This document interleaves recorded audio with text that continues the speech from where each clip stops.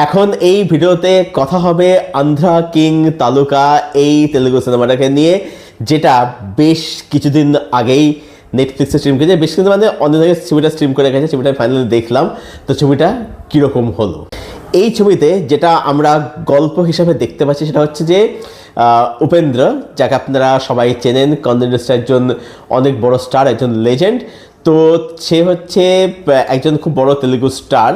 এবারে বর্তমানে তার অবস্থা খুব খারাপ। তার 100তম সিনেমা সেটা কোথাও গিয়ে আটকে রয়েছে, তার প্রচুর ধার দেনা হয়ে গেছে, ফ্যানরা কোথাও গিয়ে তার উপর তার থেকে মানে বিমুখ হয়ে গেছে আর কি, ঠিক আছে। এবং তার অবস্থা খুব খারাপ, কেরিয়ার প্রায় মানে ডুবতে বসেছে। এই অবস্থাতে একদিন তার কাছে কোনো একজন ফ্যান, সে তাকে 3 কোটি টাকা পাঠাচ্ছে। কে পাঠাচ্ছে? অবভিয়াসলি তার একজন ফ্যান, যেটা প্লে করছে এখানে রাম প্রতিনিধি। এবার যার নাম হচ্ছে সাগর, ঠিক আছে। উপেন্দ্র হচ্ছে সূর্যা এবং এর নাম হচ্ছে সাগর, ফ্যানের নাম হচ্ছে সাগর। এইবার এই সাগর সে এই 3 কোটি টাকা কোথায় পেল এবং সেই 3 কোটি টাকা কেন সে এই সূর্যাকে দিল, ঠিক আছে, এর পিছনে কী কারণ আছে, কী বৃত্তান্ত, এই হচ্ছে গল্প। এটা আপনি বলতে পারেন যে এটা হচ্ছে একটা স্টার এবং একটা ফ্যানের মধ্যে একটা ইমোশনাল একটা সম্পর্কের গল্প।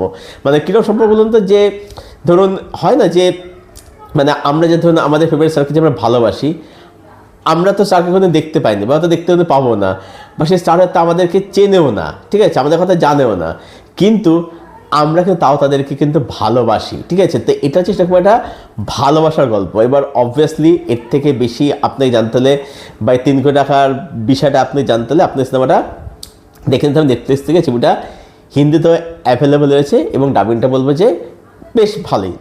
প্রথমে বলে নিই সিনেমার মধ্যে আমার জন্য কি কি পজিটিভ দিক রয়েছে। প্রথম কথা হচ্ছে এই সিনেমার যে স্টোরি আইডিয়া বা যে প্লট, সেটা কিন্তু বেশ ভালো ছিল। এখানে আমরা কি দেখতে পাচ্ছি যে এই যে একজন স্টার এবং সেই স্টারের প্রতি একজন ফ্যানের যে ভালোবাসা, যারা আপনারা দক্ষিণ ভারত ঘুরতে গেছেন বা যারা সেখানকার এই ফ্যান কালচার সম্পর্কে জানেন, তারা এটা অবশ্যই জানবেন যে তাদের এই ভালোবাসা স্টারদের যেটা কিন্তু প্রচণ্ড অবসেসিভ লেভেলে কিন্তু গিয়ে কাজ করে এবং তারা মানে এতটাই এক্সট্রিম পর্যায়ে চলে যায়, তারা রীতিমতো ধরুন বাড়ির টাকা পয়সা, গয়না, জমি, দলিল ফলিল, যাবতীয় যা কিছু থাকে, ঠিক আছে, থালা বাসন সমস্ত মানে বন্ধক দিয়ে, ঠিক আছে, সব কিছু বেচে টেচে তারা মানে যে করে হোক অ্যাট এনি কস্ট তাদের হচ্ছে একটাই মোটো, যে তাদের যে ফেভারিট স্টার, সেই স্টারের ছবিকে তাদের হিট করাতেই হবে, সেই স্টারের ছবিকে একটা বাম্পার ওপেনিং করাতে হবে। এবং তারা যারা ওখানে যারা ফ্যান ক্লাবে যারা থাকে, তারা রীতিমতো একদম মানে সমস্ত কেটে ফেটে নেয় যাতে মানে ভালো ওপেনে কোনো রকম খামতি থাকে। তো সেটা এখানে দেখানো হচ্ছে ছবিটার মধ্যে। প্লাস যেটা হয় যে প্রত্যেকটা স্টারে যেমন ফ্যান থাকে, সেই স্টারে কিন্তু একটা অ্যান্টিও থাকে, সেটাও এখানে দেখানো হচ্ছে। তো ছবিটার মধ্যে একটা জিনিস বলবো যে খুব ভালো ভালো কিছু কিন্তু মোমেন্টস হয়েছে। মোমেন্টগুলো কিন্তু বলবো যে বেশ কিছু মোমেন্ট যেগুলো কিন্তু সত্যি কিন্তু খুব ভালো। আচ্ছা, এখানে আমি এই যে স্টার এবং ফ্যানের মধ্যে এই যে সম্পর্কের দিকটা বললাম, এখানে কিন্তু এটাও বলা দরকার যে এটা একদিকে যেরকম আপনার শুনতে খুব মানে অদ্ভুত লাগছে, ঠিক আছে, যে খুব অবাক লাগছে, কিন্তু এই বিষয়টা কিন্তু মাঝে মধ্যে কিন্তু টক্সিক জায়গাতে পৌঁছে যায়। আপনারা ডেফিনেটলি যারা একটু খোঁজ করে তারা জানবেন যে কন্নড় স্টার দর্শন, যাকে বলা হয় চ্যালেঞ্জিং স্টার দর্শন, তো সেই দর্শনের একটা বিবাহ বহির্ভূত সম্পর্ক ছিল, ঠিক আছে। এটা অনেক পুরোনো একটা কেস, তবুও বলছি আর কি এই বিষয়টা নিয়ে বলতে গিয়ে। তো এক ফ্যান কী করতো, যে মেয়েটা দর্শনের একটা যে এক্সট্রা ম্যারিটাল অ্যাফেয়ার ছিল, তাকে আইদার ইনস্টাগ্রামে বা সোশ্যাল মিডিয়ার কথা একটা আর কি, তাকে মেয়েটাকে হচ্ছে মানে পার্সোনাল ডিএম করতো, ইনবক্স করতো আর কি, বা কমেন্ট করতো যে যে দর্শনকে আপনি ফাঁসাচ্ছেন, দর্শনকে আপনি ফাঁসিয়ে তাকে বরবাদ করছে, এরকম সে লিখতো আর কি, বলতো।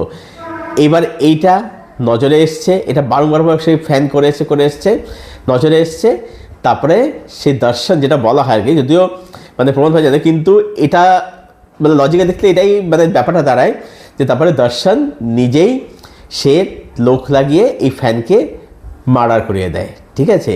তো ব্যাপারটা কিন্তু সেখানে চলে কিন্তু যায়, তো ওখানে কিন্তু ফ্যান কালচারটা কিন্তু প্রচণ্ড কিন্তু টক্সিক, এবং টক্সিক না হলেও সেটা কিন্তু খুব একটা অবসেস লেভেলে গিয়ে কিন্তু কাজ করে। যাই হোক, তো ছবিটার মধ্যে যেটা বললাম যে খুব ভালো ভালো কিছু মোমেন্টস রয়েছে।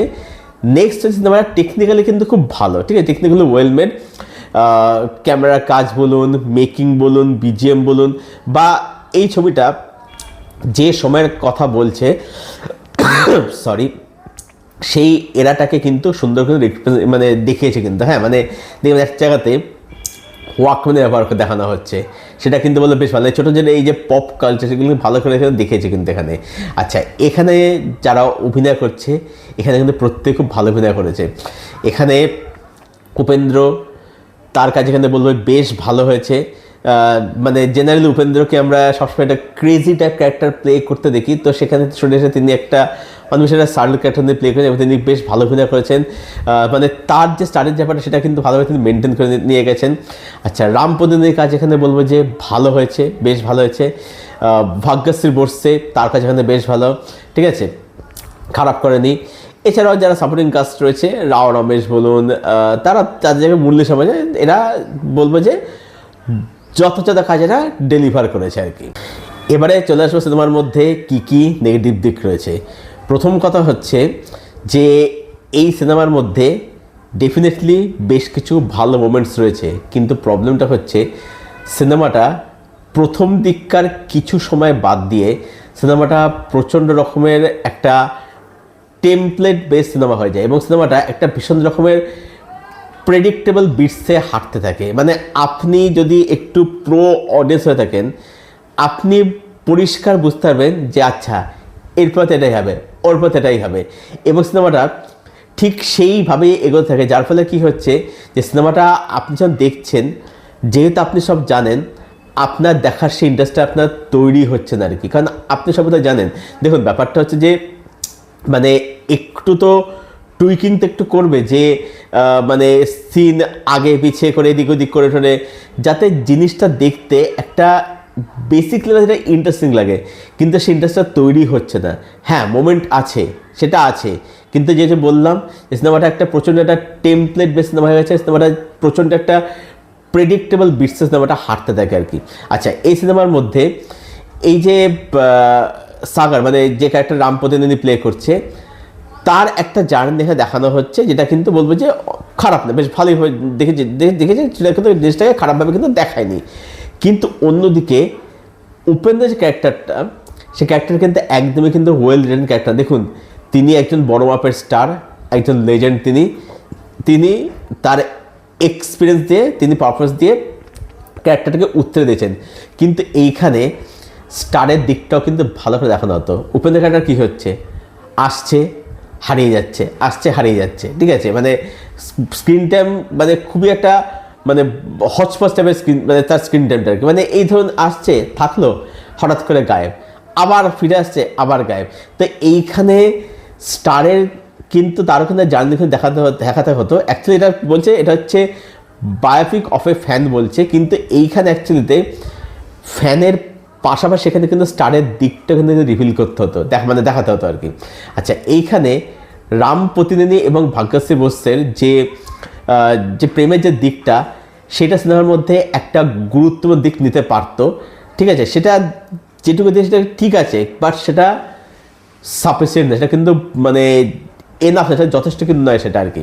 আচ্ছা, তারপর সিনেমার মধ্যে যেটা আপনি যে তেলুগু সিনেমা মানেই হচ্ছে সেখানে 4টে আননেসেসারি অ্যাকশান, গান, কমেডি এগুলো রয়েছে, যার ফলে সেটার আপনার রান টাইম ভীষণ ফিল হবে, ভুল সময় গান প্লেস করা। তারপর ধরুন এই যে মূল সময় যে চরিত্রটা, সেই ক্যারেক্টারটা এখানে কি মানে তাকে একটা ওই হয় না যে একটা ইগোস্টিক মেয়ের বাবা, ছেলের সাথে কিছুতেই প্রেমের সাথে কিছুতেই মেয়ের বিয়ে দেবে না, হ্যান ত্যান থাকে না যে ক্যারেক্টারগুলো হয়ে থাকে আর কি, সেরকম ক্যারেক্টার প্লে করছে। আচ্ছা, এখানে রাম প্রতিনিধির সাথে রাও রমেশের যে চরিত্রটা, সেই ক্যারেক্টারটাও ভালো, মানে সম্পর্কটা ভালো করে এস্টাবলিশ নয় আর কি, ঠিক আছে। তো এই ব্যাপারগুলো রয়েছে আমার মতে, যে এই আননেসেসারি এই আগডুম বাগডুম জিনিসপত্র যদি না রেখে যে সিনেমার যে মূল গল্প বা এই যে যেটা আমি বললাম যে উপেন্দ্রের যে ক্যারেক্টার ভালো করে লেখা নেয় যদি, বা এই যে ভাগ্যশ্রীর সাথে এই যে প্রেমের দিকটা যে ভালো করে খুব একটা ভালো করে এস্টাবলিশ নেয় আর কি, ঠিক আছে, মানে সেটা আরও ভালো এস্টাবলিশ হতে পারতো যদি এইগুলোর দিকে বেশি করে ফোকাস করতে পারতো, তাহলে মোমেন্টগুলো কিন্তু আরও বেশি করে ওয়ার্ক করতো। তবে একটা জিনিস বলবো, সিনেমাটা কিন্তু এন্ডিংটা কিন্তু বললো আমার বেশ ভালো সুন্দর লাগলো লাগে, যখন মানে ওই যে ফ্রেমের মধ্যে ওই যে শ্যাডোটা হচ্ছে আর কি, ওই শটটা সত্যি খুব সুন্দর, ওটা কিন্তু সত্যি ভালো একটা শট হয়েছে। তারপরে এন্ডিংটা বলবো যে ভালো। Final verdict and rating. Final verdict এটাই যে আন্ধ্রা কিং তালুকা এই সিনেমাটা একটা খুব ভালো আইডিয়ার সঙ্গে আসা, একটা খুবই মানে ওকে একটা খুবই অ্যাভারেজ একটা সিনেমা, যেটা আপনি চাইলে একবার দেখতেই পারেন। খুবই ডিসেন্ট, খুবই ওয়ান টাইম ওয়াচ সিনেমা। মানে যদি আপনার মনে হয় যে আপনার কাছে সেরকম কোনো অপশান নেই, আপনি জাস্ট ফর টাইম পাসের সিনেমা কিছু দেখতে চান, তাহলে এই ছবিটা আপনি দেখতে পারেন। এর খুব ভালো আইডিয়ার জন্যে, তার থেকে বেশি কিছু নয় আর কি। আমার ভার্ডিক্ট এটা হচ্ছে it's an অ্যাভাব average cinema. Rating এটা রইল হচ্ছে 6.4 আউট অফ 10। এটাই ছিল আমার রিভিউ আন্ধ্রা কিং তালুকা এই সিনেমাটাকে কেন্দ্র করে। তো যারা ছবিটা দেখেননি, দেখবে বলে মনে করছেন, নেটফ্লিক্সে যান, গিয়ে দেখুন, দেখে এসে জানাবেন কমেন্ট করে কীরকম লাগলো। আর ছবিটা যাদের দেখা হয়ে গেছে অলরেডি, আপনাদের কি ওপিনিয়ন সেটা অবশ্যই জানাবেন কমেন্ট করে। আর আপনাদের কমেন্টের উত্তরটা আমি অবশ্যই দেব। আর এই ভিডিওটা ভালো লাগলে ভিডিওটাকে অবশ্যই লাইক করবেন, শেয়ার করবেন, চ্যানেলটাকে অবশ্যই সাবস্ক্রাইব করবেন। তো চলুন ভিডিও এখানে শেষ করছি, দেখা হচ্ছে আপনাদের সঙ্গে পরের কোনো ভিডিওতে। Till then, stay best, stay healthy, keep watching good content.